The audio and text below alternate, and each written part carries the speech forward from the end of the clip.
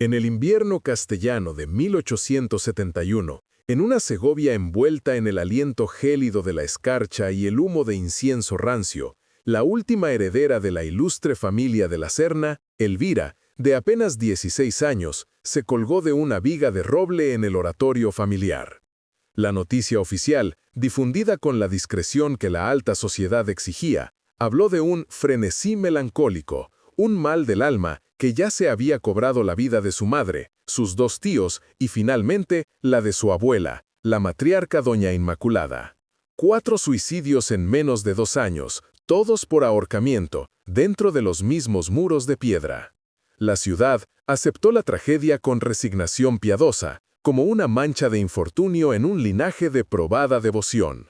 Pero bajo el murmullo de los responsos y las miradas compasivas, otra historia comenzó a tejerse en las callejuelas umbrías de la judería, una leyenda susurrada que hablaba no de tristeza, sino de una casa que aprendía nombres y exigía sacrificios.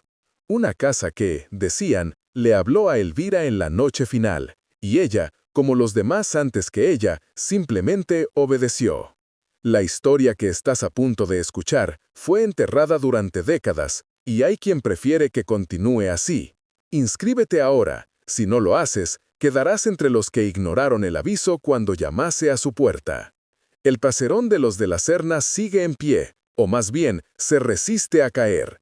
Es un esqueleto de piedra y vigas apuntaladas en el corazón del laberinto segoviano, una herida arquitectónica que ningún promotor ha conseguido suturar. Su fachada, oscurecida por la humedad y el líquen, exhibe ventanas enrejadas que son como cuencas vacías, ciegas al paso del tiempo. Los lugareños la llaman la Casa de los Colgados y la evitan al caer la noche, santiguándose con un gesto casi inconsciente al pasar frente a su portón carcomido. Cuentan que los equipos de obreros que intentaron rehabilitarla abandonaban el trabajo a los pocos días, jurando haber escuchado voces sibilantes en el silencio del mediodía, murmullos que parecían conocer sus miedos más profundos, sus secretos inconfesables, sus propios nombres. El viento, dicen los escépticos, pero el viento no conoce el nombre de un hombre, ni la culpa que arrastra desde la infancia. La casa, insisten los viejos, sí lo sabe. Mi nombre es Elías Varela, y durante la mayor parte de mi vida he sido un hombre de ciencia, un historiador confinado a la lógica irrefutable de los documentos. Mi especialidad son los archivos diocesanos, esos vastos cementerios de papel donde la fe y la burocracia se entrelazan en una caligrafía a veces divina, a veces desesperada. Fue en el transcurso de una investigación sobre las crisis de fe en la aristocracia castellana del siglo XIX cuando me topé con el caso de la Serna. Al principio, no era más que una nota a pie de página, una anomalía estadística tan trágica como inexplicable. 4 muertes autoinfligidas en una familia conocida por su piedad casi monacal. Era un dato que contradecía todos los patrones sociológicos y religiosos de la época. La curiosidad, esa bestia paciente que habita en todo académico, me impulsó a solicitar los registros eclesiásticos completos. Fue entonces cuando la anomalía comenzó a mostrar los dientes. La respuesta del archivo diocesano fue mi primer descenso al abismo. Los legajos existían, sí, pero estaban severamente mutilados. Páginas enteras arrancadas con una precisión brutal, párrafos tachados con una tinta negra y densa que parecía haber absorbido la luz de la estancia. Y en la cubierta del expediente, sellando el acceso a los fragmentos restantes, una advertencia escrita en latín con una caligrafía temblorosa pero firme. Non perquiram, no investigar. No era una recomendación, era una orden. Un muro levantado por una mano eclesiástica hacía más de un siglo. Para un historiador, una prohibición así no es un final, es un comienzo. Es la certeza de que la verdad oficial es una máscara, y que tras ella se oculta algo que alguien, en algún momento, consideró demasiado peligroso para ser recordado. Mi investigación académica se detuvo ese día, y mi obsesión personal echó raíces en la tierra maldita de aquella advertencia. El epicentro de esta tragedia era doña Inmaculada de la Serna, la matriarca viuda. En la Segovia de 1871, su figura era un monumento a la virtud cristiana. Su vida pública era un tapiz tejido con hilos de caridad, devoción y generosidad a la catedral. Era la perfecta dama castellana, cuyo fervor religioso rozaba lo monacal, un ejemplo para una sociedad que medía el valor del alma por su capacidad para la renuncia. Sin embargo, los documentos fragmentados que logré consultar insinuaban una transformación. Tras la muerte de su esposo, su piedad se agrió, convirtiéndose en un fanatismo febril y aislado. Las donaciones a la iglesia se multiplicaron, pero su presencia en los actos sociales se desvaneció. Se encerró en su caserón, en compañía de sus hijos y su nieta, transformando el hogar en un convento privado donde las reglas no eran dictadas por Roma, sino por una autoridad mucho más íntima y, como descubriría más tarde, infinitamente más terrible. La clave que desquició la cerradura del misterio no la encontré en Segovia, sino en un archivo secundario, en un legajo de correspondencia episcopal que había sido clasificado erróneamente. Era una carta, escrita en 1872 por el obispo de Segovia de la época, a un cardenal en el Vaticano. La textura del papel era frágil, casi etérea, y la tinta, desvaída por el tiempo, relataba un horror que trascendía la simple tragedia familiar. El obispo no hablaba de melancolía ni de histeria religiosa. Describía el caso de la Serna como una infección espiritual, una gangrena del alma que se había propagado de la matriarca al resto del linaje. Y entonces la revelación. Mencionaba un objeto que él mismo había ordenado quemar para purificar la casa y la memoria de la ciudad. Era el diario personal del padre Aniceto, el confesor de la familia, un hombre que había sido testigo de todo el proceso y cuyas notas, según el obispo, contenían descripciones de una blasfemia que ninguna pluma debería registrar. La carta del obispo terminaba con una postdata escalofriante. Aunque el diario original había sido reducido a cenizas, admitía con pesar que el padre Aniceto, en su angustia, podría haber enviado una copia transcrita a un colega en Roma para buscar consejo, una copia que, si existía, debía ser localizada y destruida de inmediato. Esa postdata fue mi mapa del tesoro. Utilizando un contacto académico en los archivos secretos del Vaticano, un hombre que me debía un favor desde nuestros días de doctorado, inicié una búsqueda discreta y extraoficial. Meses de silencio y espera se rompieron con un paquete anónimo que llegó a mi despacho. Dentro no había ninguna carta, solo una serie de fotografías de alta resolución de un pequeño cuaderno encuadernado en cuero. Era una copia, sí, pero como la original, estaba censurada. Párrafos enteros cubiertos por la misma tinta negra y opaca. Aún así, lo que quedaba visible era suficiente para helar la sangre. El diario del padre Aniceto comenzaba con un tono de preocupación pastoral. Describía las visitas a la casa de la Serna, notando el cambio en el ambiente. El aire, antes sereno, se había vuelto pesado, opresivo, cargado con un silencio antinatural. Doña Inmaculada, su confidente durante años, ya no le hablaba de sus pequeñas faltas o de sus obras de caridad. Hablaba de una nueva presencia en su vida, una que se manifestaba en el silencio de su oratorio privado. La llamaba el ángel del susurro. Según ella, era un enviado divino que se comunicaba no con palabras audibles, sino directamente en el alma, exigiéndole una pureza absoluta, una purga de cualquier vanidad, de cualquier afecto mundano, de cualquier lazo terrenal que manchara la devoción perfecta que le debía a Dios. El sacerdote, al principio, lo atribuyó a una exaltación mística propia de su duelo, un delirio piadoso. Pero las anotaciones del padre Aniceto pronto se tiñeron de pavor. El ángel del susurro, a través de doña Inmaculada, comenzó a imponer su voluntad sobre toda la familia. Los hijos, 2 hombres y una mujer en la treintena, fueron los primeros en cambiar. El sacerdote los describe como autómatas de la piedad, con la mirada perdida y los labios siempre moviéndose en un rezo silencioso. Dejaron sus trabajos, sus amistades, sus prometidas.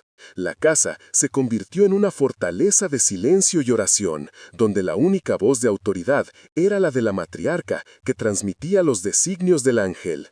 La purga había comenzado. Cualquier objeto de valor, cualquier recuerdo del mundo exterior, cualquier carta o retrato era quemado en la chimenea del gran salón en ceremonias nocturnas que el sacerdote solo podía intuir por los relatos fragmentados y temerosos del servicio, que fue despedido poco a poco hasta que la familia quedó completamente aislada. Fue entonces cuando ocurrió la primera muerte.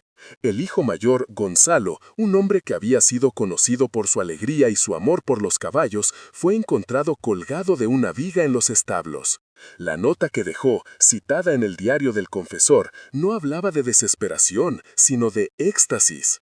El ángel me ha llamado. Mi vanidad era un ancla en este mundo de pecado. La soga es el último peldaño de la escalera hacia la luz. Madre, gracias por mostrarme el camino.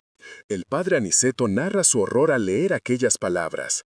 Intentó intervenir, hablar con el obispo, pero doña Inmaculada lo desarmó con una calma aterradora, asegurándole que Gonzalo había alcanzado la santidad, que su sacrificio había sido aceptado. La investigación civil fue superficial. En una familia tan respetada, la palabra suicidio se pronunció con la boca pequeña y el caso se cerró rápidamente como una tragedia personal. Paralelamente a la lectura del diario, busqué los registros médicos de la época en los archivos provinciales. Lo que encontré fue una pieza más del macabro rompecabezas. El médico de la familia, un tal doctor Morales, había visitado la casa en varias ocasiones antes de las muertes. Sus notas, escritas con una caligrafía pulcra y científica, describía los síntomas de los miembros de la familia. No hablaba de melancolía, sino de algo mucho más específico. Anotó cuadros de paranoia auditiva, manía religiosa y abulia extrema. Describía cómo sus pacientes se quejaban de escuchar susurros constantes, voces que les recordaban sus pecados más triviales, magnificándolos hasta convertirlos en ofensas imperdonables contra Dios. El médico, un hombre de ciencia, diagnosticó una locura compartida, un folia plusieurs, inducido por el fanatismo de la matriarca y el aislamiento. Pero incluso en sus notas se percibe una duda, una inquietud que no sabe cómo expresar en términos médicos. La segunda y tercera muerte siguieron el mismo patrón aterrador. El segundo hijo, Mateo, se colgó en la biblioteca, rodeado de los libros de filosofía que tanto amaba y que ahora consideraba una fuente de soberbia intelectual. Su hermana Isabel, que había roto su compromiso matrimonial por orden de su madre, eligió el jardín, colgándose de un viejo olivo. Sus notas de suicidio, transcritas por un tembloroso padre Aniceto en su diario, eran ecos de la de su hermano. Hablaban de purificación, de liberación del pecado a través del sacrificio, de la alegría de obedecer la voluntad del ángel, transmitida por su madre. Doña Inmaculada no los asesinó con sus manos, los desmanteló psíquica y espiritualmente. Los convenció, con la paciencia de un artesano del horror, de que la soga no era un final, sino un portal. La salvación que les prometía la voz requería el pago de la propia vida. La pieza más desgarradora de la investigación provino de una fuente inesperada. En un baúl perteneciente a una rama lejana de la familia, encontré un pequeño fajo de cartas atadas con una cinta de seda descolorida. Eran de Elvira, la última víctima, dirigidas a una prima que vivía en Madrid. Las primeras cartas son las de una adolescente normal de su época. Hablan de vestidos, de paseos, de un joven cadete al que admira desde lejos. Pero a medida que avanza el tiempo, el tono cambia. La alegría se apaga, reemplazada por una confusión que pronto se convierte en miedo. Describe los rezos nocturnos en el oratorio, sesiones que se alargaban hasta el amanecer, dirigidas por su abuela. La abuela ya no reza a Dios, escribe en una de las últimas cartas. Le habla a algo que vive en el silencio. Dice que es un ángel, pero su voz, cuando me repite sus palabras, suena como el roce de las hojas secas. Me dice que mi alma es impura, que mi juventud es un pecado de vanidad. En su última carta, fechada apenas una semana antes de su muerte, el terror de Elvira es palpable. La caligrafía, antes elegante y fluida, es ahora angulosa y quebrada. Prima, ya no es solo la abuela, ahora yo también lo oigo. No es una voz, es como un zumbido en el fondo de mi cabeza, un susurro que se enreda en mis pensamientos. A veces, cuando estoy sola en mi cuarto, parece que viene de las paredes, del suelo, del aire mismo. Conoce mi nombre. Anoche me dijo que el amor que siento por el cadete es una mancha que solo la obediencia puede limpiar. Tengo miedo. La abuela me mira con unos ojos que ya no son suyos y me sonríe. Dice que pronto seré digna, que el ángel me ha elegido para el último y más puro sacrificio. Esa fue la última vez que escribió. Una semana después, su pequeño cuerpo fue encontrado colgando de la viga del oratorio. Si esta revelación te ha helado, escribe alerta en los comentarios y deja tu like. No seas aquel que cierra los ojos, las señales existen antes de que el peligro llegue. Con las cartas de Elvira en una mano y el diario censurado del padre Aniceto en la otra, el patrón se volvió monstruosamente claro. No era una epidemia de melancolía, era un metódico exterminio psicológico orquestado por una anciana bajo la influencia de un delirio místico. O eso creía yo. La verdad, la que había obligado al obispo a quemar el diario original y a sellar el caso con un non perquiram, aún estaba oculta bajo la tinta negra de la censura. Volví a contactar con mi fuente en el Vaticano. Le rogué, le ofrecí citar su ayuda en futuros trabajos, apelé a nuestra vieja amistad. Necesitaba ver lo que había debajo de esas tachaduras.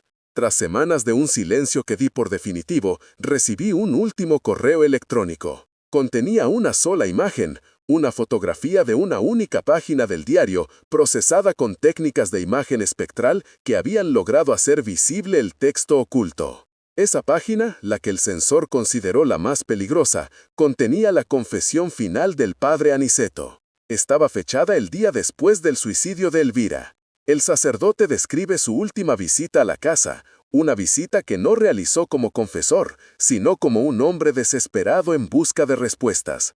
Encontró a doña Inmaculada en el oratorio, arrodillada ante el altar de mármol agrietado, con una expresión de éxtasis en el rostro, indiferente al cuerpo de su nieta que aún no había sido descolgado. El sacerdote la confrontó, la acusó de haber llevado a su familia a la muerte, de ser un monstruo disfrazado de santa.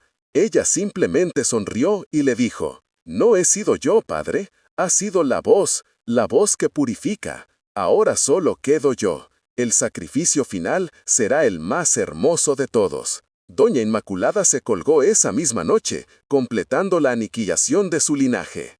Pero esa no era la revelación que tanto se habían esforzado en ocultar. El verdadero corazón de la oscuridad se encontraba en el último párrafo de la página, escrito con una letra casi ilegible, como si la mano del sacerdote hubiera sido sacudida por un terremoto interior.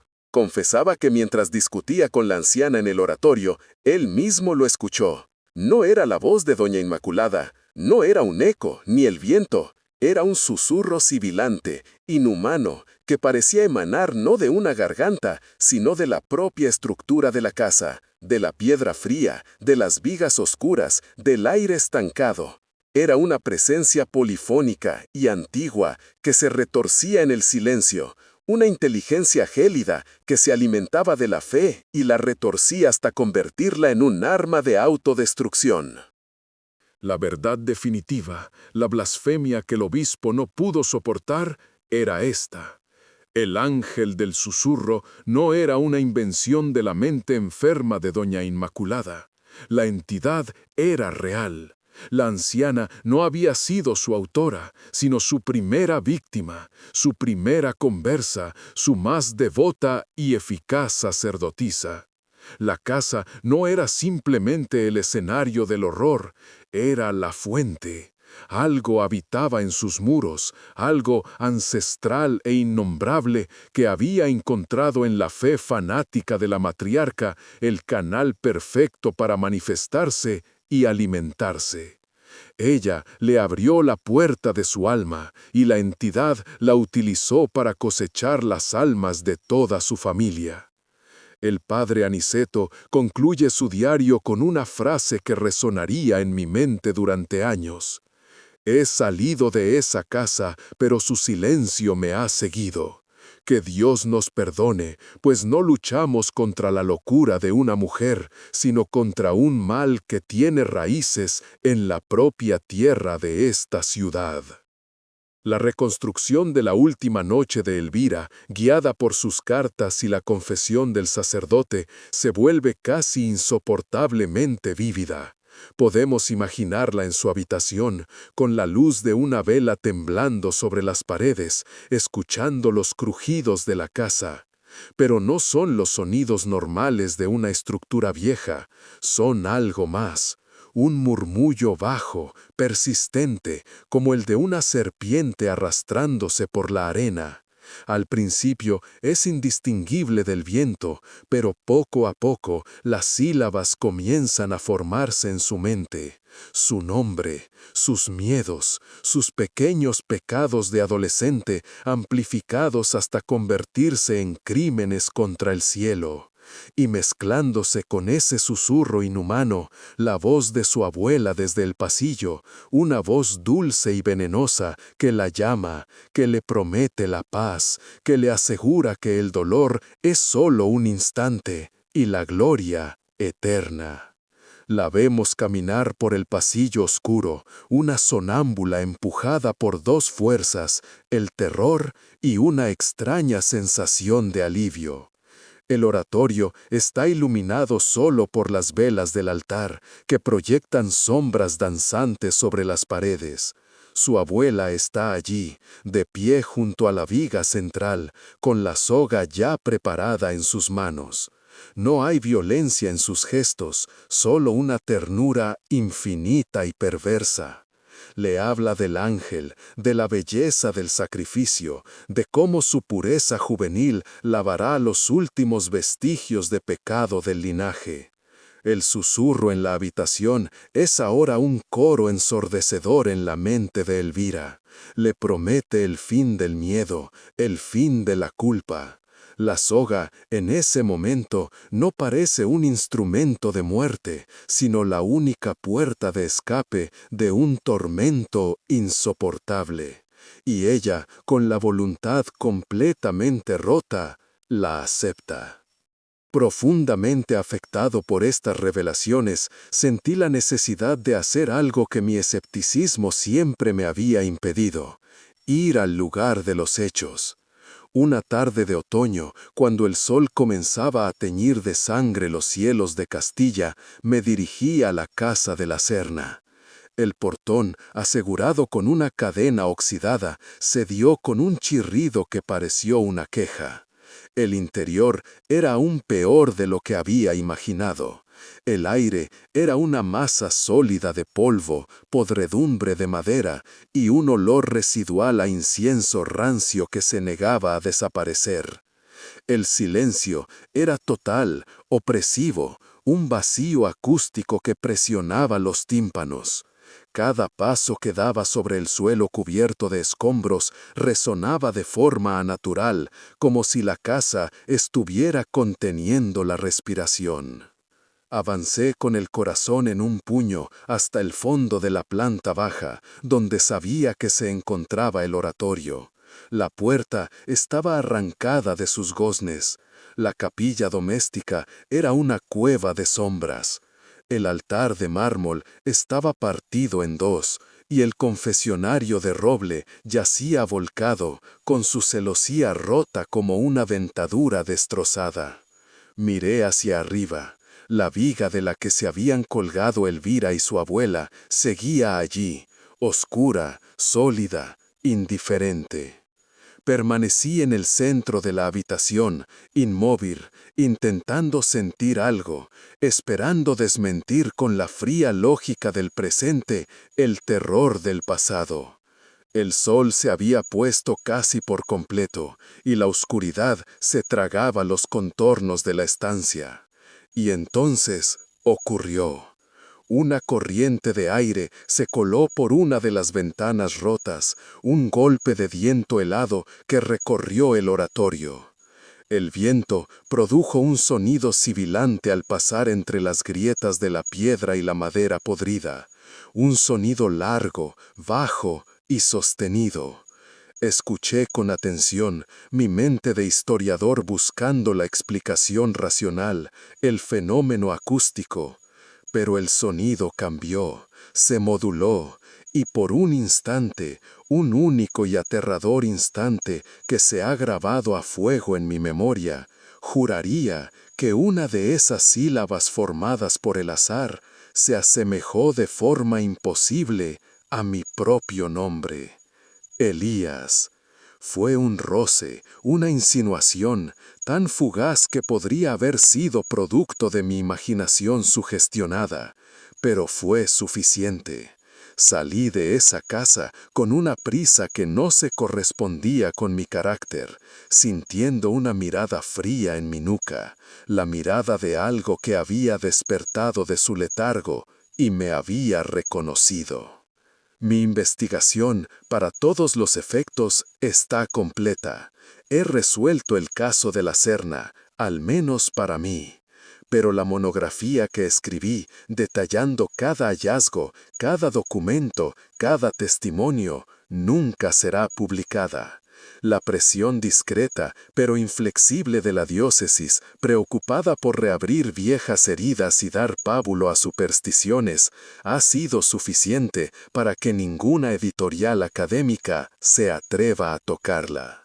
La verdad duerme en un cajón de mi escritorio, un relato prohibido que solo yo conozco en su totalidad. El escepticismo que me definía se ha fracturado, dejando grietas por las que se cuela un miedo irracional a los lugares silenciosos, a los susurros del viento, a la oscuridad. La búsqueda de la verdad me ha costado la paz. La casa de la Serna sigue en su rincón de Segovia, pudriéndose lentamente. La entidad que la habita, el ángel del susurro, no ha sido vencida. Simplemente ha vuelto a sumirse en el silencio, a la espera. Espera quizás a otros oídos devotos, a otras almas atormentadas por la culpa, a otra fe lo suficientemente desesperada como para escuchar sus promesas de purificación. El mal no ha desaparecido, solo se ha vuelto paciente. Y el folclor local, sin saber la verdad documental, sigue protegiendo a los suyos con la única arma que tiene, el miedo. Los niños aprenden a no acercarse, los mayores dejan pequeñas cruces de paja en las grietas de los muros, intentando sellar las bocas de la piedra. Y así, la pregunta final queda suspendida en el aire frío de la historia, una pregunta que me asalta en las largas noches de insomnio. ¿Y si las almas de la familia de la Serna nunca encontraron la paz que buscaron en la soga? ¿Y si no escaparon, sino que fueron absorbidas, asimiladas por la presencia que las condenó?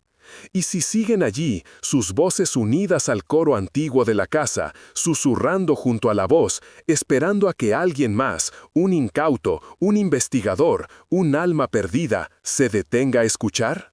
Has escuchado la verdad de hoy. Si no te unes a nosotros, esta verdad continuará rondando a los desprevenidos.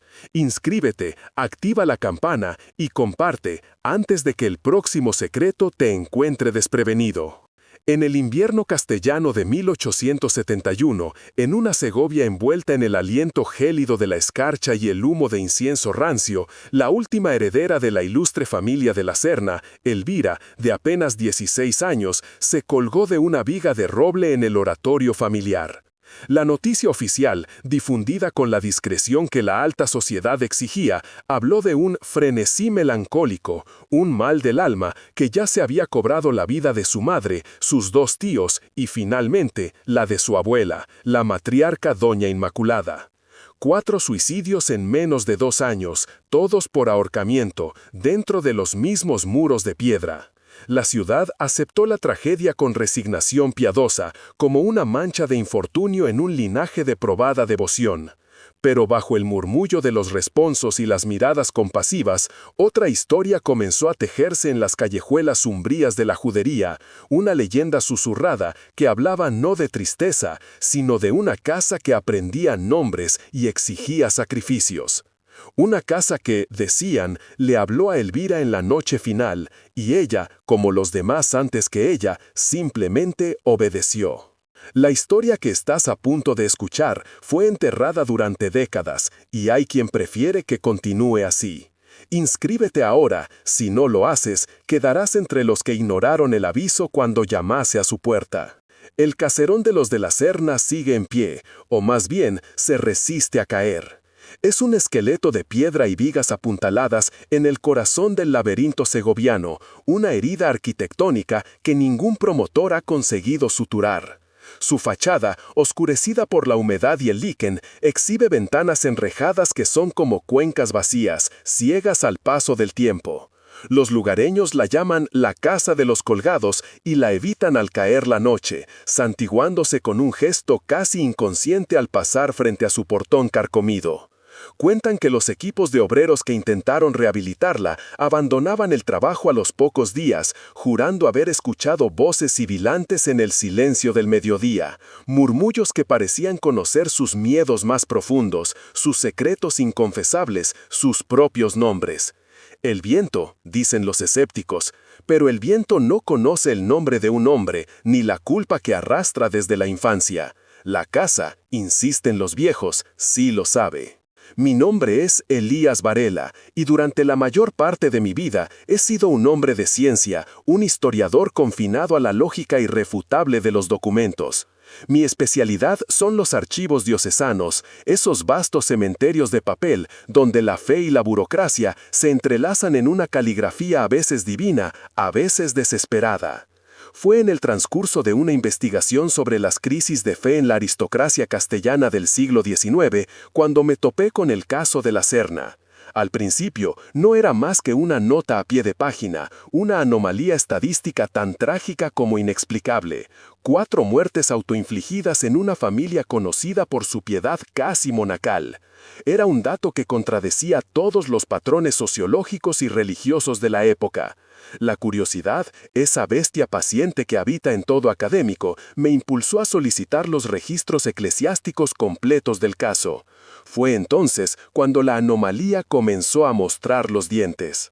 La respuesta del archivo diocesano fue mi primer descenso al abismo. Los legajos existían, sí, pero estaban severamente mutilados. Páginas enteras arrancadas con una precisión brutal, párrafos tachados con una tinta negra y densa que parecía haber absorbido la luz de la estancia.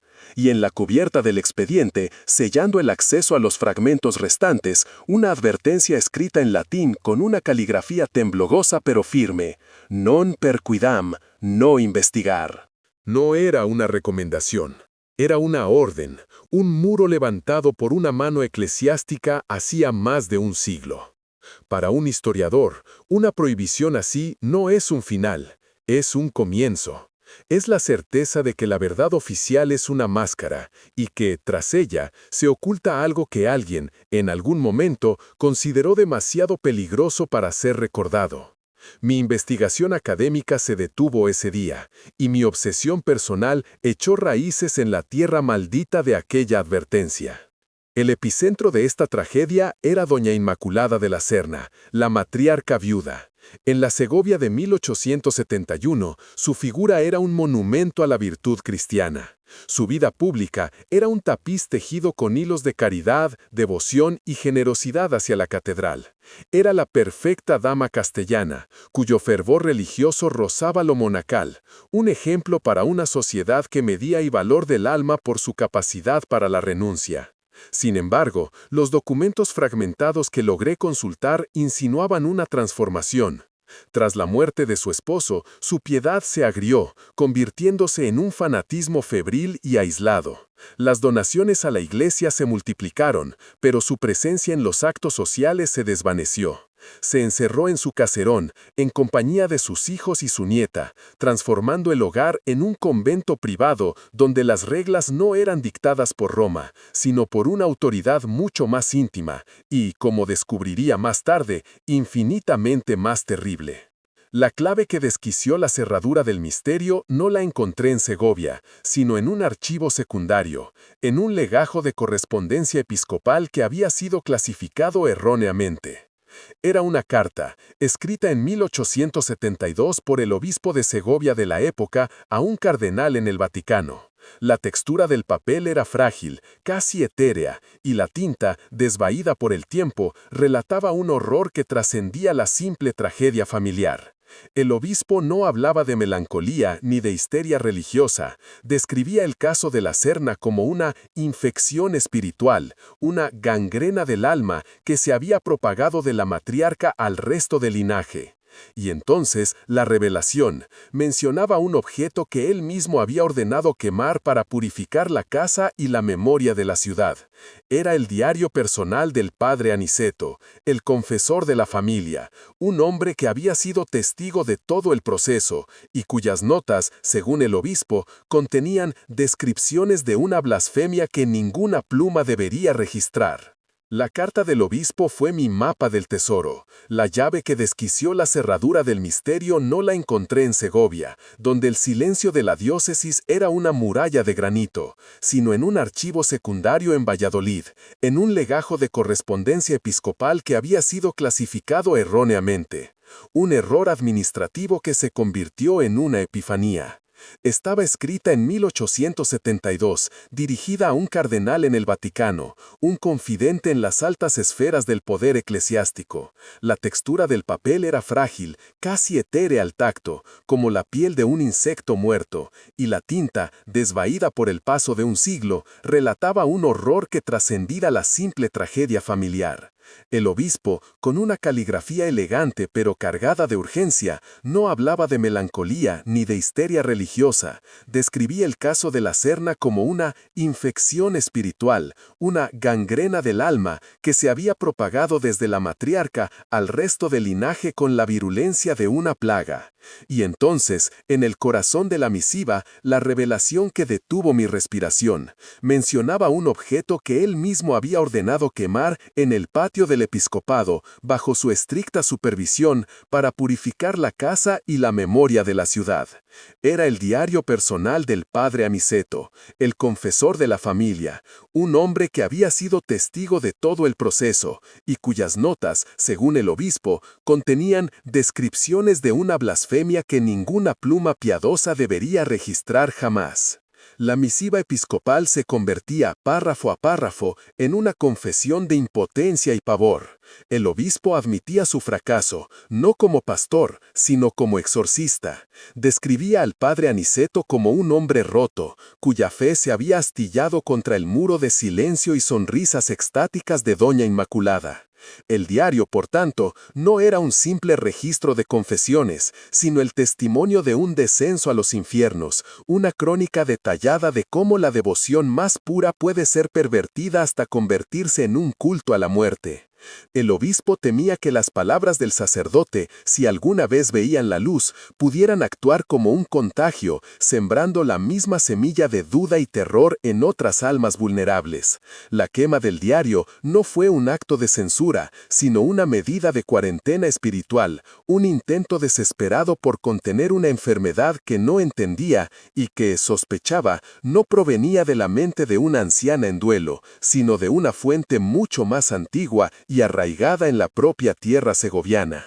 Cada palabra de la carta era un grito ahogado, el eco de un hombre poderoso enfrentado a algo que escapaba a su teología y a su autoridad. Pero la historia, como un río subterráneo, siempre encuentra una grieta por la que filtrarse. La carta del obispo terminaba con una postdata que se ha grabado a fuego en mi memoria, una nota escrita con una mano visiblemente temblorosa. Aunque el diario original había sido reducido a cenizas negruzcas que el viento de Castilla se llevó, admitía con un pesar casi palpable que el padre Aniceto, en su angustia y buscando consejo en un terreno más seguro, podría haber enviado una copia transcrita a un colega teólogo en Roma, un antiguo compañero de seminario. Si esa copia existía, suplicaba el obispo al cardenal, debía ser localizada con la máxima discreción y destruida de inmediato, antes de que su veneno se extendiera por los corredores del Vaticano. Esa postdata fue mi evangelio, mi hoja de ruta hacia el corazón de las tinieblas. Mi investigación académica, con sus metodologías y sus límites éticos, murió en ese instante. Lo que nació fue una obsesión, la necesidad visceral de encontrar ese texto prohibido, de leer la blasfemia que un obispo del siglo XIX consideró demasiado peligrosa para el mundo. Utilizando un contacto académico en los archivos apostólicos del Vaticano, un hombre brillante y algo cínico que me debía un favor considerable desde nuestros caóticos días de doctorado en Salamanca, inicié una búsqueda discreta y completamente extraoficial. Le describí el legajo, el posible destinatario, el marco temporal. Fue como pedirle que buscara una aguja específica en un pájar del tamaño de una ciudad. Pasaron meses de un silencio denso y frustrante, un silencio que me hizo creer que la pista se había enfriado para siempre. Cada mañana revisaba mi correo con una mezcla de esperanza y resignación, hasta que un día, sin previo aviso, llegó a mi despacho un paquete postal con remitente de Roma, pero sin nombre, solo una dirección genérica. Dentro, envuelto en un simple papel de estraza, no había ninguna carta, ninguna explicación. Solo una serie de fotografías de alta resolución impresas en papel de calidad museística, de un pequeño cuaderno encuadernado en cuero oscuro y agrietado. Era una copia, sí, la copia del padre Aniceto, pero mi euforia se congeló al instante. Como la carta del obispo había advertido, estaba censurada. Párrafos enteros, a veces páginas completas, estaban cubiertos por la misma tinta negra, opaca y furiosa que había visto en los archivos de Segovia. Aún así, lo que quedaba visible era suficiente para helar la sangre y justificar el miedo de un príncipe de la iglesia. El diario del padre Aniceto comenzaba con el tono sereno y compasivo de un pastor preocupado por su rebaño. Las primeras entradas, fechadas a finales de 1869, poco después de la muerte del patriarca de la Serna, describía sus visitas semanales a la casa. Notaba el cambio en el ambiente, una transformación sutil pero palpable. El aire, antes sereno y acogedor, se había vuelto pesado, opresivo, cargado con un silencio antinatural que parecía absorber el sonido. Doña Inmaculada, su confidente espiritual durante más de una década, ya no le hablaba de sus pequeñas faltas cotidianas o de sus generosas obras de caridad. Sus confesiones se habían vuelto extrañas, abstractas. Hablaba de una nueva presencia en su vida, una que se manifestaba no en visiones grandilocuentes, sino en el silencio profundo de su oratorio privado durante las largas horas de la noche. La llamaba, con una mezcla de reverencia y familiaridad, el ángel del susurro. Según ella, era un enviado divino que se comunicaba no con palabras audibles, no con el estruendo de los coros celestiales, sino directamente en el alma, un murmullo interior que le exigía una pureza absoluta, una purga total de cualquier vanidad, de cualquier afecto mundano, de cualquier lazo terrenal que manchara la devoción perfecta que le debía a Dios. El sacerdote, al principio, lo atribuyó con cierta condescendencia a una exaltación mística, un delirio piadoso fruto del duelo y la soledad. Un fenómeno conocido, aunque preocupante. Pero las anotaciones del padre Aniceto pronto se tiñeron de un pavor creciente, la tinta de su pluma pareciendo arañar el papel con más fuerza. El ángel del susurro, a través de la boca y la voluntad de Doña Inmaculada, comenzó a imponer su ley sobre toda la familia. Los hijos, 2 hombres y una mujer ya en la treintena, fueron los primeros en cambiar de una forma que alarmó profundamente al sacerdote. Los describe en su diario no como personas, sino como autómatas de la piedad, con la mirada perdida en un punto invisible y los labios siempre moviéndose en un rezo silencioso incesante. Abandonaron sus trabajos, sus círculos de amistad, sus prometidas. La vida social de la familia se extinguió por completo. La casa se convirtió en una fortaleza de silencio y oración, un convento privado donde la única voz de autoridad era la de la matriarca que transmitía los designios cada vez más extraños y exigentes del ángel. La purga había comenzado.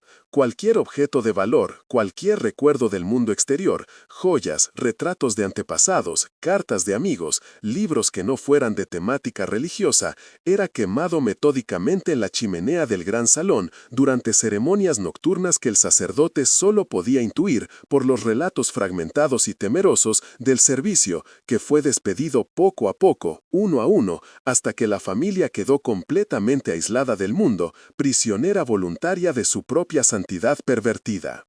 Fue entonces, en la quietud de aquel invierno de 1870, cuando ocurrió la primera muerte. Gonzalo, El hijo mayor, un hombre que en la ciudad había sido conocido por su risa estentórea y su amor por los caballos, fue encontrado colgado de una viga en los establos, ahora vacíos y silenciosos. La nota que dejó, citada textualmente en el diario del confesor, no hablaba de desesperación, sino de un éxtasis místico que helaba el alma. «El ángel me ha llamado», escribió con una caligrafía sorprendentemente firme. Mi vanidad, mi orgullo por las cosas de este mundo, era un ancla en este mar de pecado.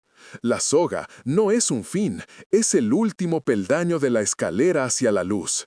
Madre, gracias por mostrarme el camino. Voy a la purificación. El padre Aniceto narra en su diario el horror visceral que sintió al leer aquellas palabras. Intentó intervenir, hablar con el obispo, alertar a las autoridades civiles, pero doña Inmaculada lo desarmó con una calma aterradora, con una serenidad que no era de este mundo. Le aseguró, con una sonrisa beatífica, que Gonzalo había alcanzado la santidad a través de su sacrificio, que su alma había sido aceptada. La investigación civil fue superficial, casi una formalidad.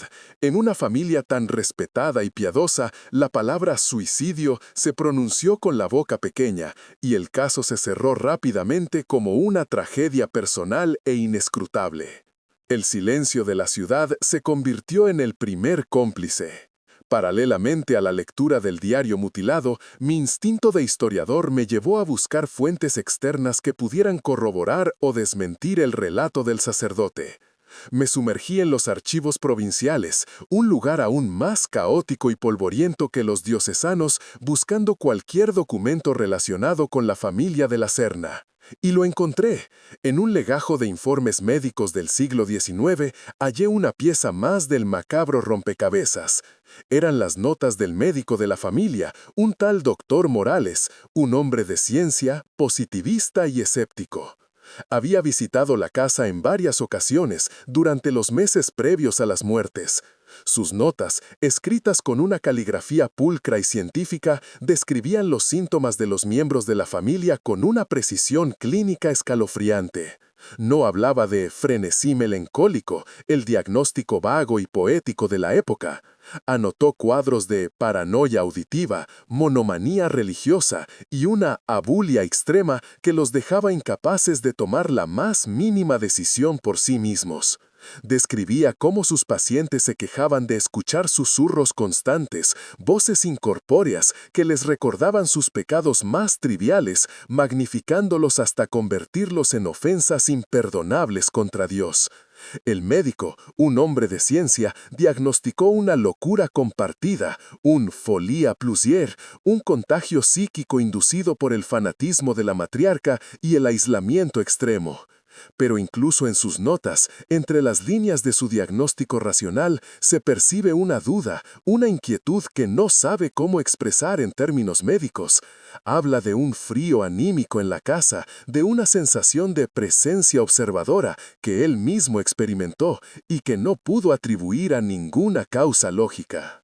La segunda y la tercera muerte siguieron el mismo patrón aterrador, como actos de una obra de teatro macabra escrita por un dramaturgo demente.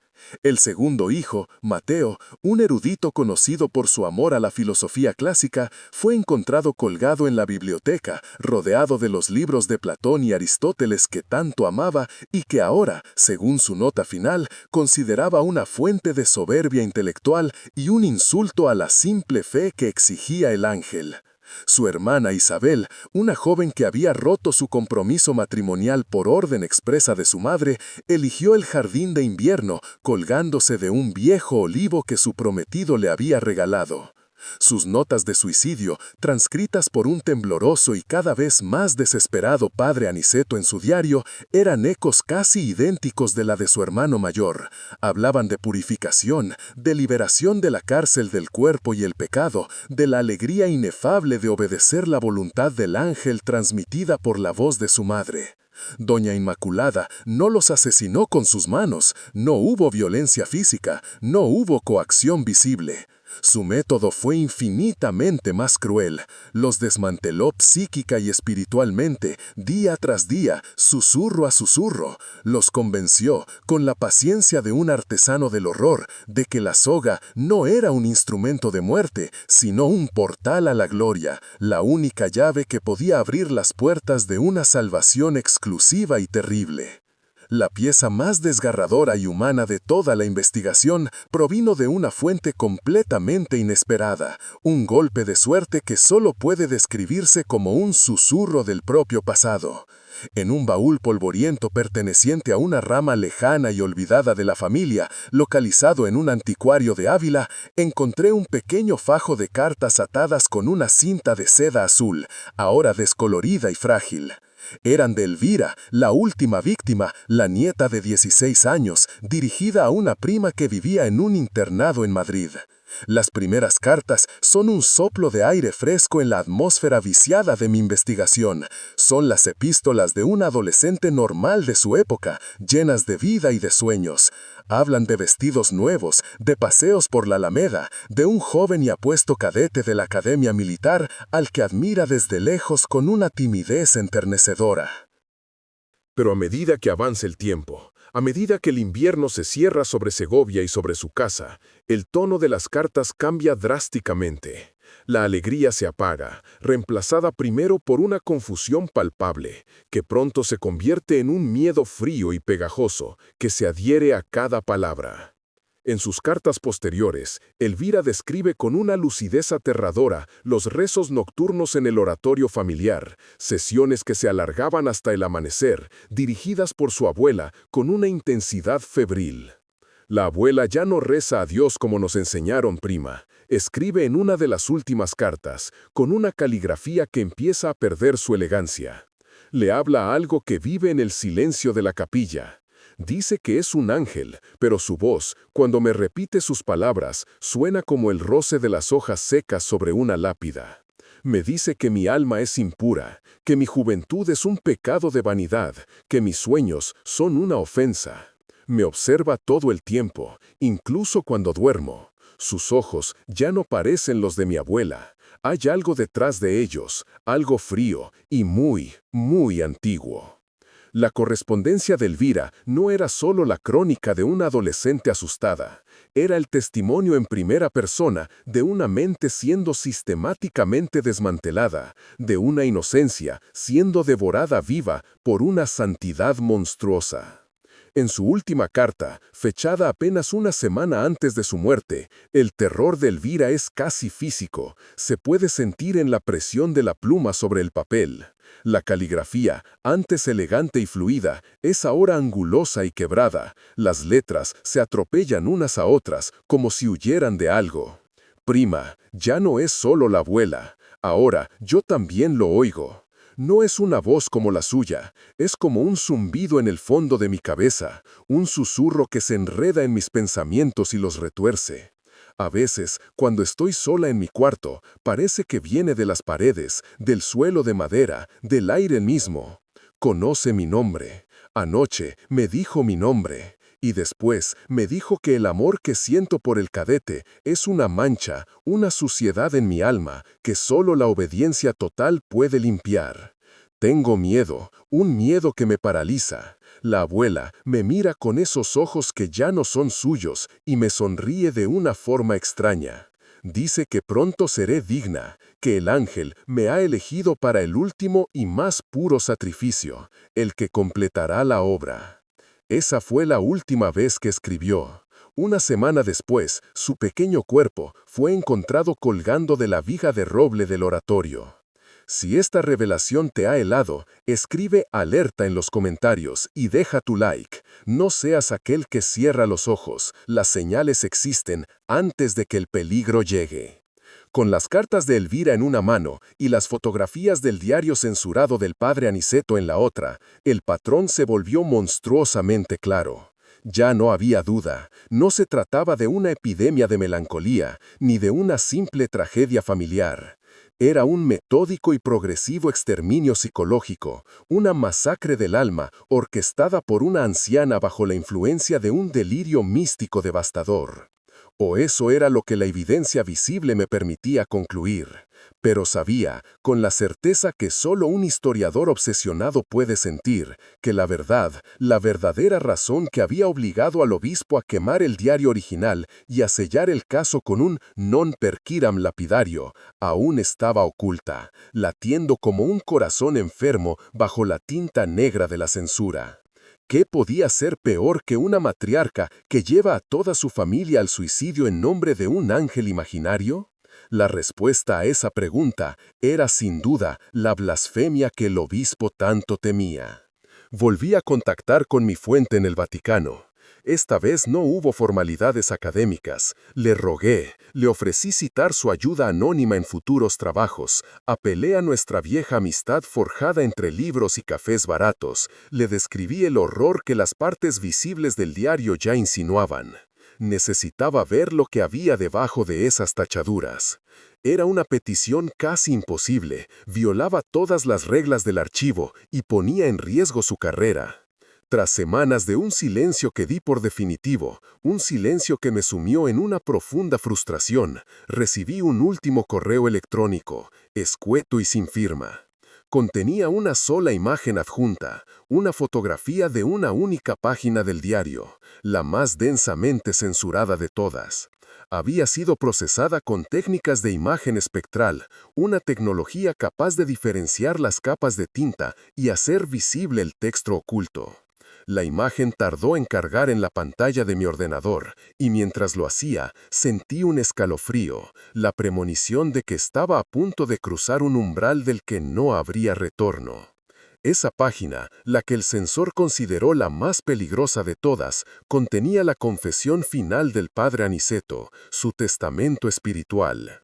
Estaba fechada el día después del suicidio de Elvira y el de la propia Doña Inmaculada.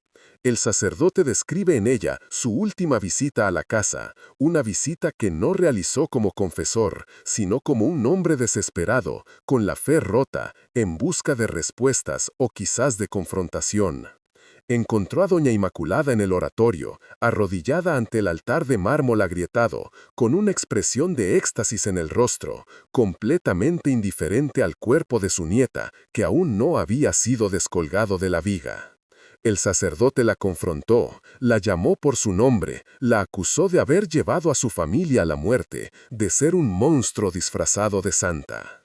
Ella simplemente sonrió, una sonrisa vacía y terrible, y le dijo con una voz que no parecía la suya: «No he sido yo, padre, ha sido la voz que purifica. Ahora solo quedo yo. El sacrificio final será el más hermoso de todos». Doña Inmaculada se colgó esa misma noche, de la misma viga, completando la aniquilación de su linaje con una eficiencia aterradora. Pero esa, por terrible que fuera, no era la revelación que tanto se habían esforzado en ocultar. El verdadero corazón de la oscuridad, la blasfemia que hizo temblar a un obispo, se encontraba en el último párrafo de la página, un párrafo escrito con una letra casi ilegible, como si la mano del sacerdote hubiera sido sacudida por un terremoto interior. En él, el padre Aniceto confesaba que, mientras discutía con la anciana en el oratorio, mientras la acusaba de ser la fuente de la locura, él mismo lo escuchó. No era la voz de Doña Inmaculada, no era un eco en la capilla, ni el gemido del viento en las ventanas. Era un susurro sibilante, inhumano, que parecía emanar no de una garganta, sino de la propia estructura de la casa, de la piedra fría, de las vigas oscuras, del aire estancado y viciado.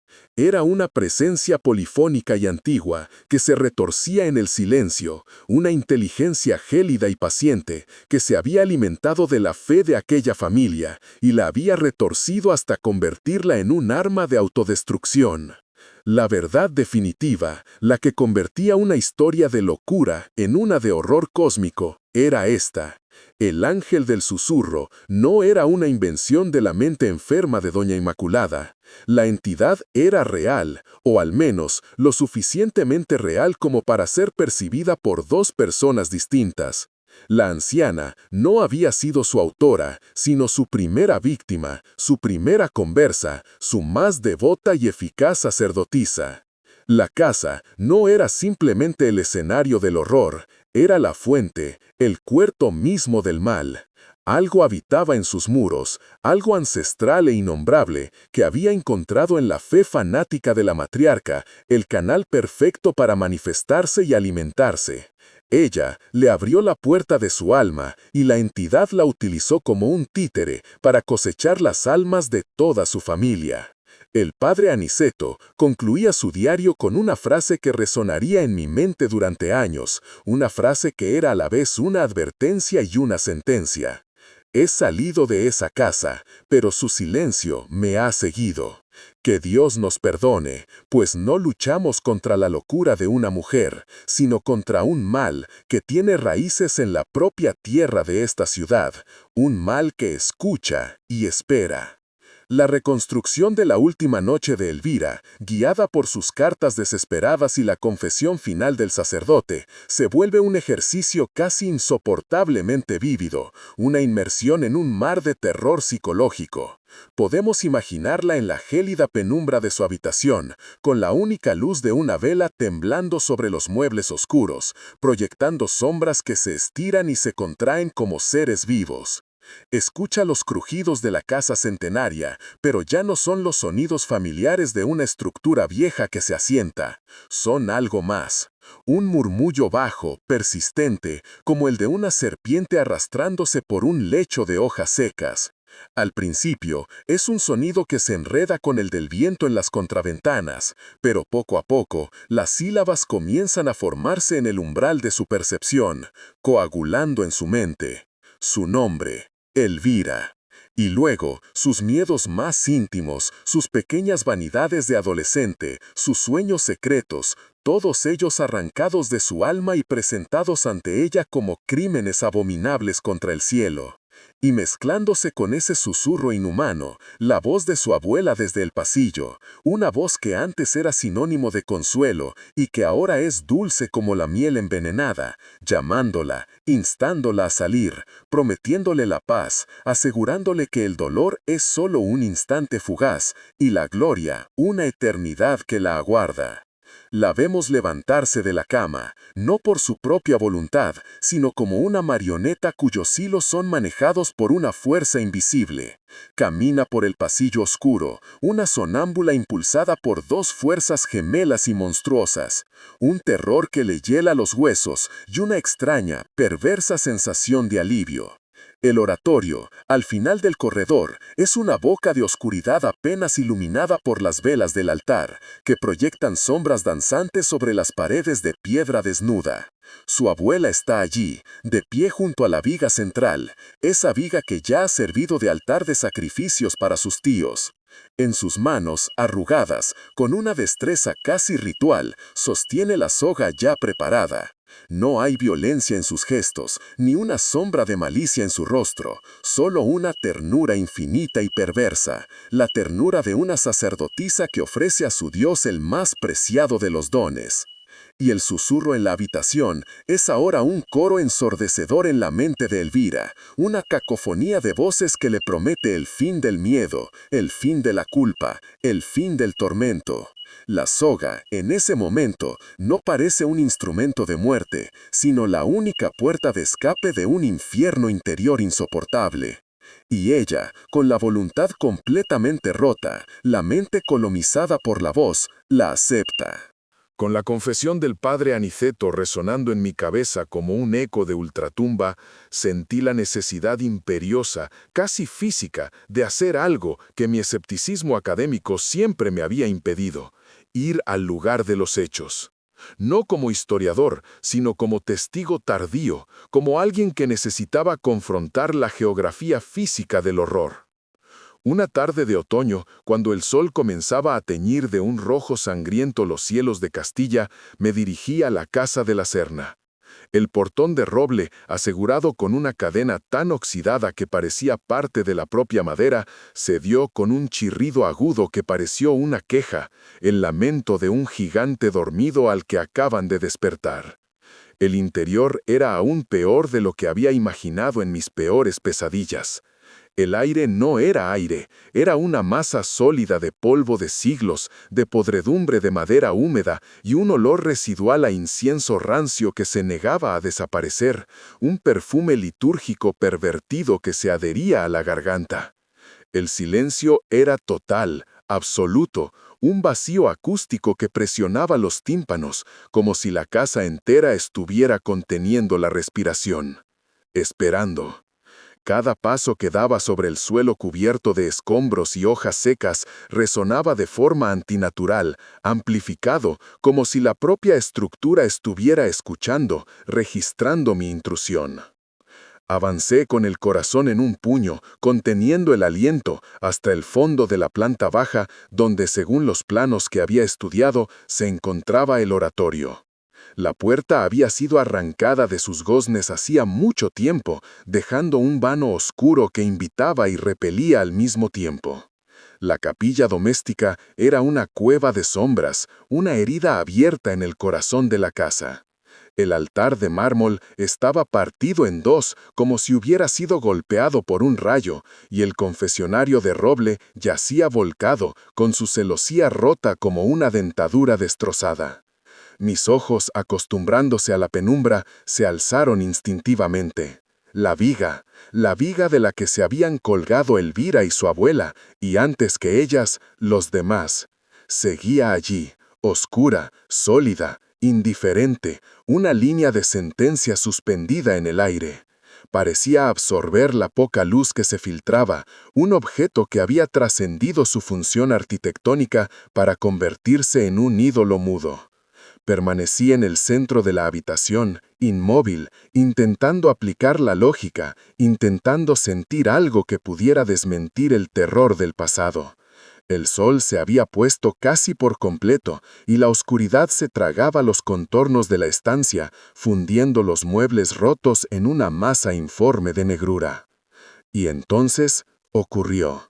No fue una aparición ni un sonido estruendoso, fue algo mucho más sutil y por ello infinitamente más aterrador. Una corriente de aire se coló por una de las ventanas rotas, un golpe de viento helado que recorrió el oratorio como un suspiro gélido.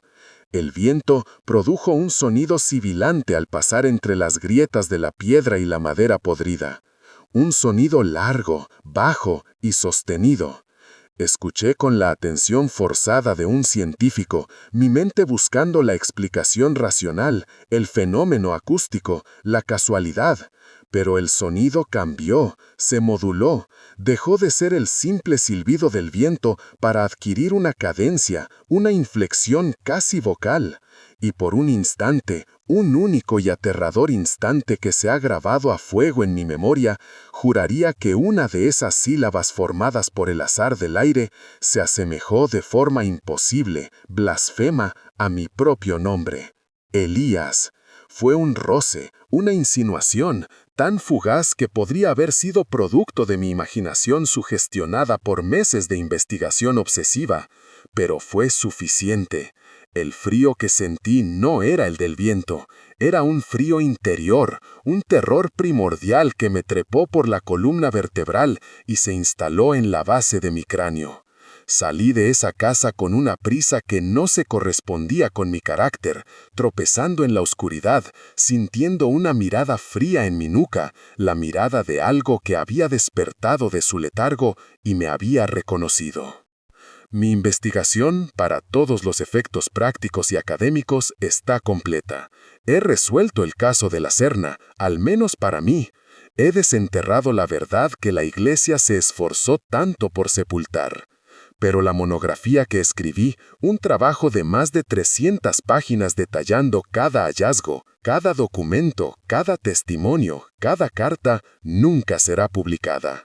La presión discreta pero inflexible de la diócesis de Segovia, preocupada por reabrir viejas heridas y sobre todo por dar pábulo a lo que ellos llaman supersticiones populares, ha sido suficiente para que ninguna editorial académica se atreva a tocarla. La verdad duerme en un cajón de mi escritorio, un relato prohibido que solo yo conozco en su totalidad. El escepticismo que me definía, esa armadura de lógica y razón que me protegía del mundo, se ha fracturado, dejando grietas por las que se cuela un miedo irracional a los lugares silenciosos, a los susurros del viento, a la oscuridad que se acumula en los rincones de mi propia casa. La búsqueda de la verdad me ha costado la paz. He cambiado el conocimiento por el miedo. La casa de la Serna sigue en su rincón olvidado de Segovia, pudriéndose lentamente, un monumento a un horror que la ciudad prefiere ignorar. La entidad que la habita, el ángel del susurro, no ha sido vencida. No puede serlo, simplemente ha vuelto a sumirse en el silencio, a la espera. Espera, quizás, a otros oídos devotos, a otras almas atormentadas por la culpa y la fe, a otra familia lo suficientemente desesperada como para escuchar sus promesas de purificación a cambio del sacrificio. El mal no ha desaparecido, solo se ha vuelto paciente. Y el folclor local, sin conocer la verdad documental, pero intuyendo el peligro con la sabiduría ancestral del miedo, sigue protegiendo a los suyos con la única arma que tiene, la superstición. Los niños aprenden desde pequeños a no acercarse a sus muros. Los mayores dejan pequeñas cruces de paja en las grietas de la piedra, un gesto fútil pero conmovedor, como si intentaran sellar las bocas por las que la casa susurra. Y así, la pregunta final, la que me asalta en las largas noches de insomnio, cuando el viento silba en mi ventana, queda suspendida en el aire frío de la historia. ¿Y si las almas de la familia de la Serna nunca encontraron la paz que buscaron tan desesperadamente en la soga? ¿Y si no escaparon de la casa, sino que fueron absorbidas por ella, asimiladas por la presencia que las condenó? ¿Y si sus voces, despojadas de voluntad y de memoria, se unieron al coro antiguo de la casa, susurrando junto a la voz, esperando a que alguien más, un incauto, un investigador, un alma perdida, se detenga el tiempo suficiente para escuchar su invitación a la santidad y a la muerte? La historia ha terminado, pero el susurro, me temo, es eterno.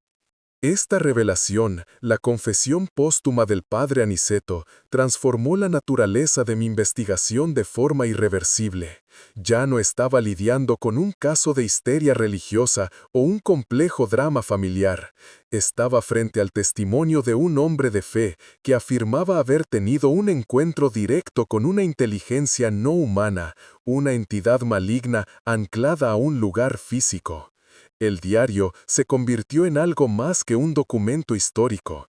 Se sentía como un objeto maldito, un portal a una realidad que mi mente científica se negaba a aceptar, pero que mi instinto me decía que era terriblemente real. Pasé noches en vela, releyendo cada palabra, cada frase tachada que había logrado recuperar, buscando una fisura lógica, una contradicción, algo que me permitiera devolver el caso al ámbito de la psicopatología. Pero no la encontré. El relato del sacerdote, por fantástico que fuera, era coherente con las cartas de Elvira, con las notas del doctor Morales, con el propio silencio pétreo de la diócesis. Todas las piezas encajaban para formar una imagen monstruosa.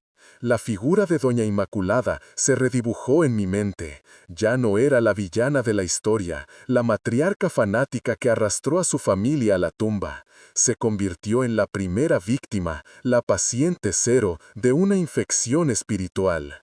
Su piedad, su dolor por la pérdida de su esposo, su aislamiento, la convirtieron en el huésped perfecto. La entidad no la creó, la encontró. La sedujo con promesas de pureza y revelación divina, utilizando el lenguaje que ella mejor entendía, el de la fe. La convirtió en su profeta, en su instrumento, y a través de sus labios susurró el veneno en los oídos de sus hijos y su nieta. Ella creía estar sirviendo a Dios, guiando a su familia hacia una santidad extrema, sin darse cuenta de que era la suma sacerdotisa de un culto antiguo y hambriento, cuya única liturgia era la muerte. La tragedia de los de la Serna no fue un acto de locura, sino un acto de fe pervertida, un sacrificio humano ejecutado con la más devota de las intenciones. El concepto mismo de la casa cambió, dejó de ser un simple escenario para convertirse en el protagonista. Comencé a investigar la historia del solar sobre el que se construyó el caserón en el siglo XVII. Los registros eran fragmentarios, pero lo que encontré fue inquietante. Antes de ser parte de la judería, aquella zona había albergado un cementerio romano pagano, y mucho antes de eso, según leyendas locales recogidas por un cronista del siglo XVI, era un lugar de rituales para tribus prerromanas, un lugar donde se decía que la tierra hablaba con los vientos. Era posible que esta voz no fuera un fantasma en el sentido tradicional, sino algo mucho más antiguo, una especie de conciencia elemental, un genius loci maligno que había permanecido latente durante siglos hasta que la fe desesperada de Doña Inmaculada le proporcionó la energía y el canal para manifestarse de nuevo. La idea era una locura, propia de una novela gótica, pero explicaba la sensación del padre Aniceto de que el mal tenía raíces en la propia tierra. Con esta nueva y aterradora perspectiva, la reconstrucción de los últimos días de la familia adquirió una dimensión aún más siniestra. Imagino las cenas en el gran comedor, en un silencio absoluto, solo roto por el tintineo de los cubiertos de plata. Los 4 miembros restantes de la familia, sentados a la mesa, comiendo sin apetito, con la mirada vacía, mientras Doña Inmaculada los observa con una sonrisa serena. Y en el silencio, el susurro está presente, envolviéndolos, una niebla acústica que solo ellos pueden oír. Les recuerda cada pequeña falta, cada pensamiento impuro, cada momento de duda. La casa ya no es un refugio, es una cámara de tortura psicológica, un confesionario omnipresente del que no se puede escapar. El aislamiento del mundo exterior no era solo para evitar distracciones, era para que la única voz que pudieran oír fuera la del ángel. Visualizo a Mateo, el erudito, en la biblioteca, rodeado de sus amados libros. El susurro le habla a través del crujido de las páginas, diciéndole que cada palabra de filosofía es un velo que lo aleja de la verdad simple de Dios, que su intelecto es la más peligrosa de las vanidades. Le muestra la viga del techo una y otra vez, hasta que la idea del sacrificio se convierte en la única conclusión lógica a su tormento. Visualizo a Isabel en el jardín de invierno, cuidando de sus flores. El susurro le llega con el aroma de las rosas, recordándole el amor mundano que sintió por su prometido, un amor que ahora le presentan como una mancha, una traición a su pureza. El viejo olivo, antes símbolo de vida, se transforma ante sus ojos en el instrumento de su purificación. La entidad no los empujó, los guió, los sedujo hacia su propia destrucción con una paciencia infinita. El horror de la situación de Elvira se magnifica. Siendo la más joven, la más sensible, su mente era la más maleable. Para ella, el susurro no solo venía de las paredes, sino también de la boca de la persona en la que más confiaba, su abuela. Las dos voces se fundían en una sola, la autoridad familiar y la autoridad divina pervertida, creando un mandato irrefutable. Cuando la abuela le decía que su amor juvenil era un pecado, el susurro en su cabeza se lo confirmaba, amplificando la culpa hasta hacerla insoportable. No tuvo ninguna oportunidad. Su suicidio no fue el último acto de desesperación, sino el acto final de una obediencia total, la graduación en una escuela de aniquilación del yo. Fue el sacrificio perfecto que la entidad había estado esperando, la ofrenda de la inocencia pura. La decisión de visitar la casa ya no me parecía una opción, sino una necesidad. Tenía que estar en el espacio físico donde esa energía, esa conciencia, se había manifestado con tanta fuerza. Era el último paso de la investigación, el punto en el que el documento y la realidad debían encontrarse. Mientras caminaba por las callejuelas de Segovia esa tarde, sentía el peso de la historia a mi alrededor. Cada piedra de la ciudad parecía tener un secreto. Pero la calle donde se encontraba la casa de la Serna era diferente. El aire se sentía más frío, el silencio más profundo. Los pocos transeúntes que pasaban por allí aceleraban el paso, bajando la mirada, como si un acuerdo tácito de no mirar, de no reconocer, protegiera a la ciudad de su propia herida. La leyenda no era solo un cuento para asustar a los niños, era un mecanismo de defensa colectivo. Mi entrada en la casa fue una violación, un acto de profanación. El chirrido del portón fue el grito de protesta. Dentro, el tiempo parecía haberse detenido en el instante posterior a una catástrofe. El polvo no era polvo normal, era una capa gruesa y aterciopelada que cubría todo, como una mortaja.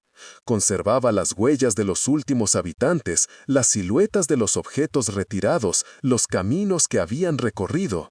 Podía casi verlos moverse por las estancias, figuras fantasmales y silenciosas en su rutina de oración y tormento. El olor a incienso no era solo un residuo químico, se sentía como el fantasma de una fe enferma, un aroma que había impregnado la propia madera y la piedra.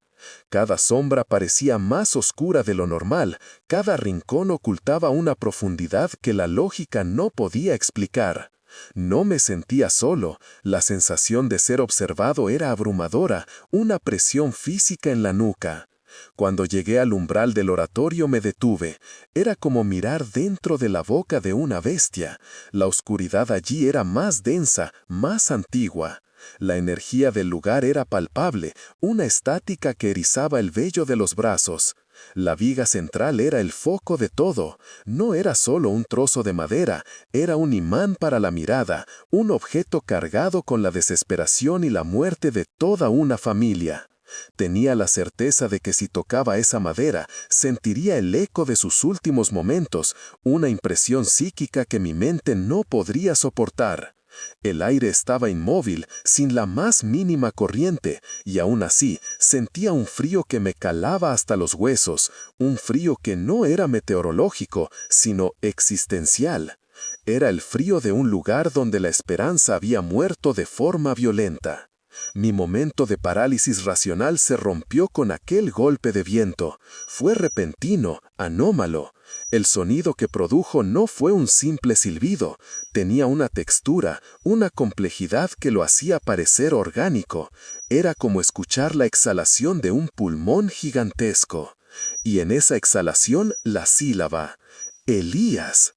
Tan clara, tan cercana, que me giré instintivamente, esperando ver a alguien detrás de mí. No había nadie, solo la penumbra y el polvo danzando en el último rayo de luz. Y en ese instante comprendí el terror del padre Aniceto. Comprendí que no estaba en una casa abandonada, sino en el territorio de algo que estaba despierto, que escuchaba y que de alguna manera me conocía. Mi nombre, mi identidad, la llave de mi ser, había sido pronunciada por el vacío. El pánico que sentí fue puro, animal.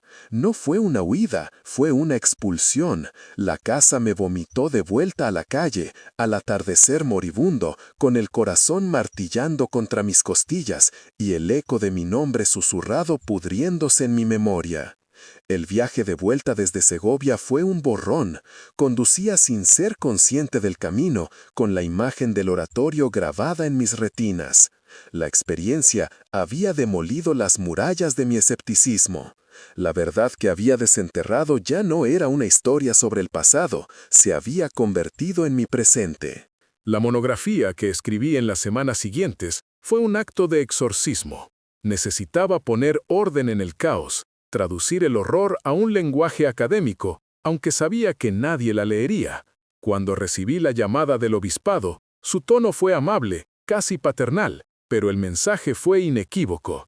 El caso de la Serna era un asunto cerrado, una herida cicatrizada, que no debía reabrirse. Sugirieron que publicar mi trabajo sería una falta de caridad hacia la memoria de la familia y una irresponsabilidad que podría alimentar fantasías malsanas entre los fieles.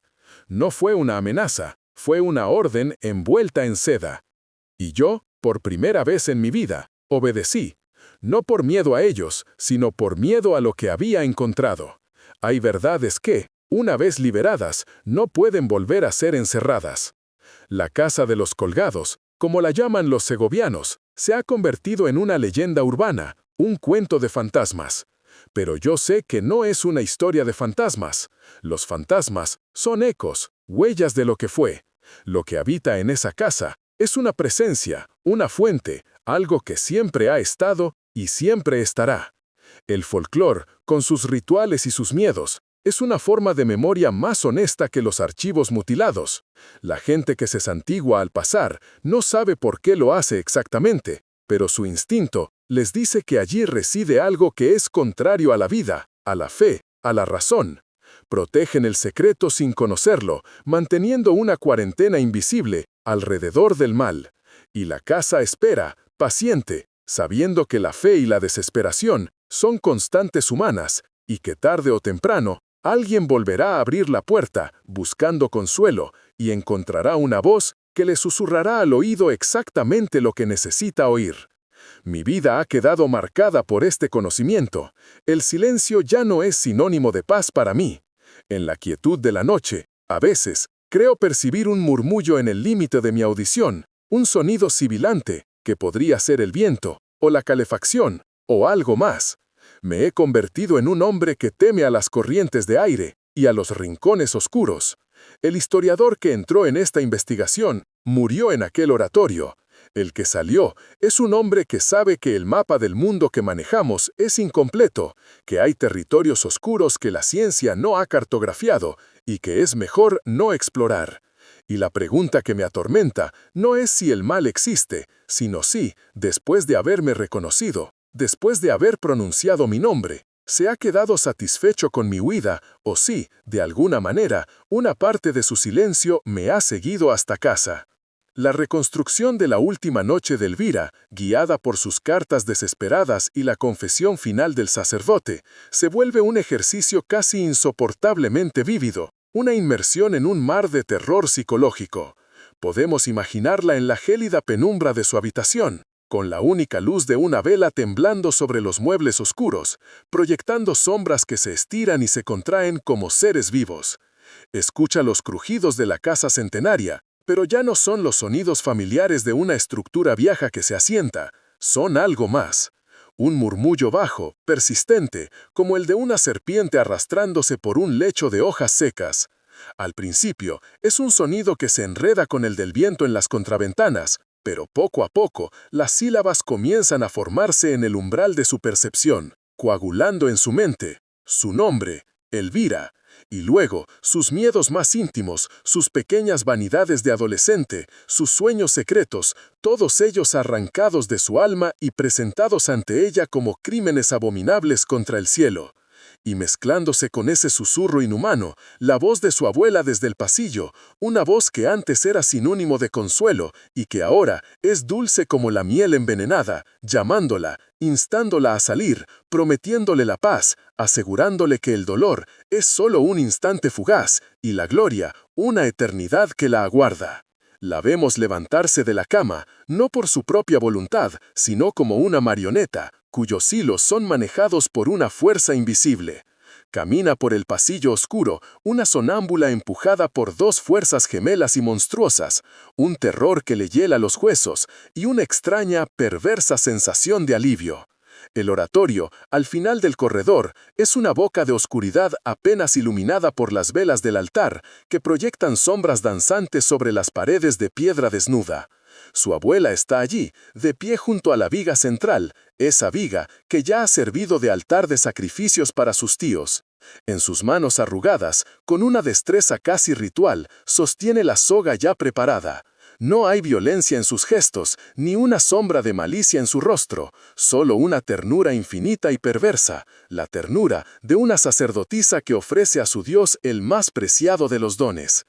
El susurro en la habitación es ahora un coro ensordecedor en la mente de Elvira, una cacofonía de voces que le promete el fin del miedo, el fin de la culpa, el fin del tormento. La soga, en ese momento, no parece un instrumento de muerte, sino la única puerta de escape de un infierno interior. Y ella, con la voluntad completamente rota, la mente colonizada por la voz, la acepta. Con la confesión del padre Aniceto resonando en mi cabeza como un eco de ultratumba, sentí la necesidad imperiosa, casi física, de hacer algo que mi escepticismo académico siempre me había impedido: ir al lugar de los hechos. No como historiador, sino como testigo tardío, como alguien que necesitaba confrontar la geografía física del horror. Una tarde de otoño, cuando el sol comenzaba a teñir de un rojo sangriento los cielos de Castilla, me dirigí a la casa de la Serna. El portón de roble, asegurado con una cadena tan oxidada que parecía parte de la propia madera, cedió con un chirrido agudo que pareció una queja, el lamento de un gigante dormido al que acaban de despertar. El interior era aún peor de lo que había imaginado en mis peores pesadillas. El aire no era aire, era una masa sólida de polvo de siglos, de podredumbre de madera húmeda y un olor residual a incienso rancio que se negaba a desaparecer, un perfume litúrgico pervertido que se adhería a la garganta. El silencio era total, absoluto, un vacío acústico que presionaba los tímpanos, como si la casa entera estuviera conteniendo la respiración, esperando. Cada paso que daba sobre el suelo cubierto de escombros y hojas secas resonaba de forma antinatural, amplificado, como si la propia estructura estuviera escuchando, registrando mi intrusión. Avancé con el corazón en un puño, conteniendo el aliento, hasta el fondo de la planta baja, donde, según los planos que había estudiado, se encontraba el oratorio. La puerta había sido arrancada de sus goznes hacía mucho tiempo, dejando un vano oscuro que invitaba y repelía al mismo tiempo. La capilla doméstica era una cueva de sombras, una herida abierta en el corazón de la casa. El altar de mármol estaba partido en dos, como si hubiera sido golpeado por un rayo, y el confesionario de roble yacía volcado, con su celosía rota como una dentadura destrozada. Mis ojos, acostumbrándose a la penumbra, se alzaron instintivamente. La viga de la que se habían colgado Elvira y su abuela, y antes que ellas, los demás. Seguía allí, oscura, sólida, indiferente, una línea de sentencia suspendida en el aire. Parecía absorber la poca luz que se filtraba, un objeto que había trascendido su función arquitectónica para convertirse en un ídolo mudo. Permanecí en el centro de la habitación, inmóvil, intentando aplicar la lógica, intentando sentir algo que pudiera desmentir el terror del pasado. El sol se había puesto casi por completo, y la oscuridad se tragaba los contornos de la estancia, fundiendo los muebles rotos en una masa informe de negrura. Y entonces ocurrió.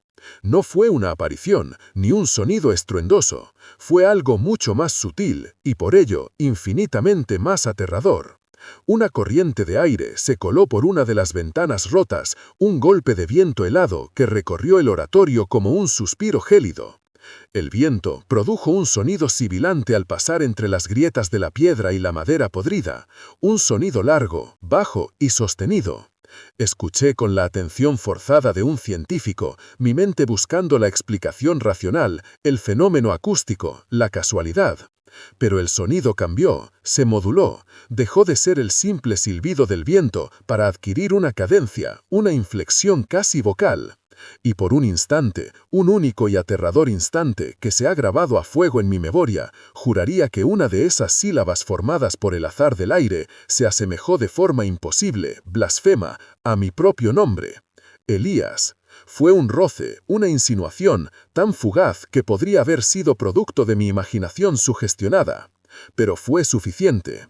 El frío que sentí no era el del viento, era un frío interior, un terror primordial que me trepó por la columna vertebral y se instaló en la base de mi cráneo. Salí de esa casa con una prisa que no se correspondía con mi carácter, tropezando en la oscuridad, sintiendo una mirada fría en mi nuca, la mirada de algo que había despertado de su letargo y me había reconocido. Mi investigación, para todos los efectos prácticos y académicos, está completa. He resuelto el caso de la Serna, al menos para mí. He desenterrado la verdad que la Iglesia se esforzó tanto por sepultar. Pero la monografía que escribí, un trabajo de más de 300 páginas detallando cada hallazgo, cada documento, cada testimonio, cada carta, nunca será publicada.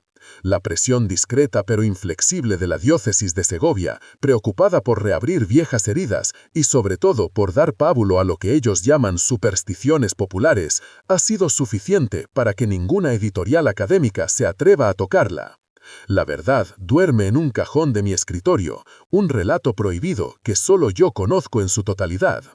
El escepticismo que me definía, esa armadura de lógica y razón que me protegía del mundo, se ha fracturado, dejando grietas por las que se cuela un miedo irracional a los lugares silenciosos, a los susurros del viento, a la oscuridad que se acumula en los rincones de mi propia casa. La búsqueda de la verdad me ha costado la paz. He cambiado el conocimiento por el miedo. La casa de la Serna sigue en su rincón olvidado de Segovia, pudriéndose lentamente, un monumento a un horror que la ciudad prefiere ignorar. La entidad que la habita, el ángel del susurro, no ha sido vencida, no puede serlo, simplemente ha vuelto a sumirse en el silencio, a la espera. Espera, quizás, a otros oídos devotos, a otras almas atormentadas por la culpa y la fe, a otra familia lo suficientemente desesperada como para escuchar sus promesas de purificación a cambio del sacrificio. El mal no ha desaparecido, solo se ha vuelto paciente. Y el folclor local, sin conocer la verdad documental, pero intuyendo el peligro, con la sabiduría ancestral del miedo, sigue protegiendo a los suyos con la única arma que tiene, la superstición. Los niños aprenden desde pequeños a no acercarse a sus muros. Los mayores dejan pequeñas cruces de paja en las grietas de la piedra. Un gesto fútil pero conmovedor, como si intentaran sellar las bocas por las que la casa susurra. Y así, la pregunta final, la que me asalta en las largas noches de insomnio cuando el viento silba en mi ventana, queda suspendida en el aire frío de la historia.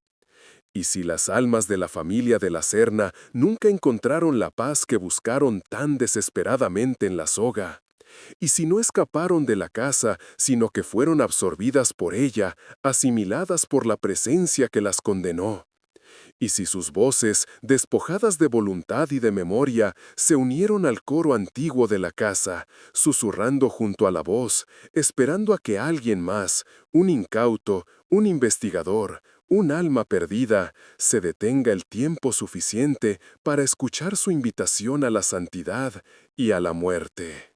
La historia ha terminado, pero el susurro, me temo, es eterno. Mi vida ha quedado irrevocablemente marcada por este conocimiento prohibido.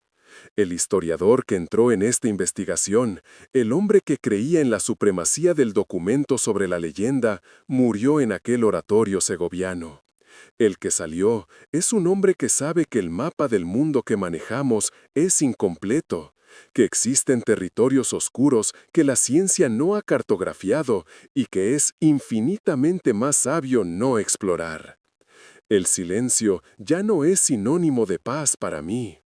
En la quietud de la noche, en la pausa entre el tic y el tac del reloj, a veces creo percibir un murmullo en el límite mismo de mi audición, un sonido sibilante y bajo que podría ser el viento, o la vieja calefacción, o algo más, algo que me ha seguido.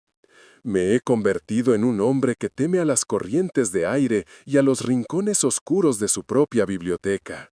La búsqueda de la verdad no me ha hecho más libre, me ha encerrado en una nueva prisión, una hecha de miedo y de una conciencia terrible. Has escuchado la verdad de hoy. Si no te unes a nosotros, esta verdad continuará rondando a los desprevenidos. Inscríbete, activa la campana y comparte antes de que el próximo secreto te encuentre desprevenido.